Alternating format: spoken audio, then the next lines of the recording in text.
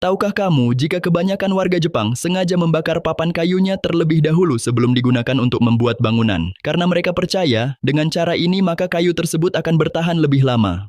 Mereka menamakan teknik ini dengan sebutan yakisugi, yang berarti kayu cedar yang dibakar. Biasanya digunakan untuk pelapis dinding pada rumah-rumah tradisional karena fungsinya yang sangat vital, antara lain sebagai pelindung dari serangga dan lebih tahan terhadap api. Bahkan saat ini yakisugi mulai banyak digunakan oleh orang-orang Eropa. Karena selain mempunyai banyak keunggulan, bangunan yang menggunakan teknik ini juga akan terlihat lebih estetik.